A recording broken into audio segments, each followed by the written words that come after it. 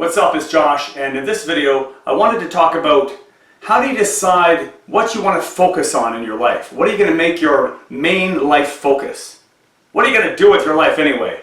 It's kind of a big topic, but let's get into it.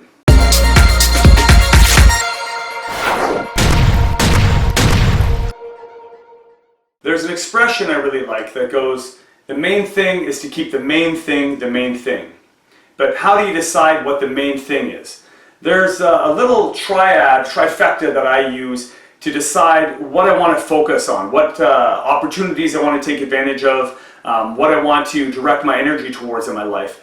And I found it really helpful. So if you sort of ask yourself these three questions towards anything that you want to put your energy into, I find it will really help to direct you towards something that's meaningful, purposeful, and will create a very big result for you. And those three things are, what is it that you really love? What is it that you're passionate about? Secondly, what is it that you're good at? Where do your talents lie? What specific abilities do you have to offer?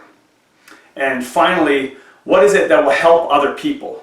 How can you be of service? So if the thing you're going to focus on meets those three criteria, you're good at it, you love it, and it helps people, you can be pretty assured that this is going to deliver big results. This is going to be in really good alignment with where your gifts lie. So I didn't just make up these three criteria. I've read about them in numerous resources, I've heard experts speak about them, and they're the same three criteria that are recommended when you're trying to find your magnum opus, or what is going to deliver your greatest life achievement. So if you really focus on these three criteria, or ask yourself these three big questions before you invest yourself into any sort of endeavor in life, any big endeavor, this is going to really help to direct you. This could even give you your life's purpose in some respects. If you're choosing where you want to invest yourself primarily, what sort of career you want to go into, what sort of big projects you want to work on. Now, another thing I ask myself before I proceed with anything is, how does it feel in my gut? What does my intuition say? Because we tend to be really intellectually focused with our decision making.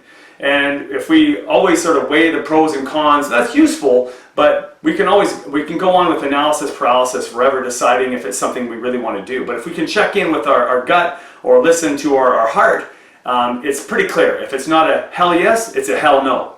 And if those three criteria intersect that we just talked about, that's where your sweet spot is in the middle. That'll be your hell yes. Now that doesn't mean it's going to be necessarily easy, because you really want to divest all of your energy. You want to take massive action once you decide what you're going to focus on. But the cool thing is, once you decide to act on this, once you decide where that sweet spot is, it should feel almost like effortless effort. It should feel like you're being pulled towards it rather than grinding or pushing. And being in the fitness industry, I always sort of operated on, in the past at least, operated on this idea that anything worthwhile was going to require me to grind for it. You know that whole saying, rise and grind. I always sort of felt like there was a struggle that needed to be overcome for me to achieve anything good. But really, when you're in alignment, when you're following your sort of main thing, not only is it going to be beneficial to you as far as financial rewards, but it's going to feel, you're going to be so passionate about it, you're going to be so driven that you're going to want to apply effort to it. You're going to be wanting to work for it. Now, there's another little resource or a little chart or matrix I look at when I'm weighing my return on investment or the impact of my efforts. So this helps me decide where I'm going to apply my efforts when I'm moving forward towards my big goal. And if you see here at the bottom of the chart, there's low effort and low impact. Those are the easy sort of tasks, fill-ins. These are things that you don't, if you have time to do them, definitely you can take action on them. But then there's the high impact or high return on investment, things that take a low effort. And this is what I'm talking about. Often there's going to be things that just will have a huge return on what you put into them, huge return on your investment, but they don't require much effort on your part.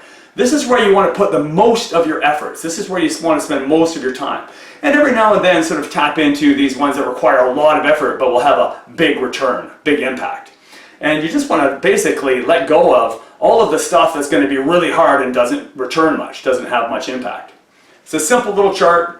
Makes a huge difference if you reference it before you move ahead towards your big goal, your magnum opus, so to speak. So I hope you found this useful. This is something I always sort of check in with before I move ahead. It's really made a big difference in my life. And not only just as far as my lifestyle, but my happiness and my satisfaction with life. If you have any questions or comments, post them down below. I'd like to hear about your own experience with this. And until next time, stay strong.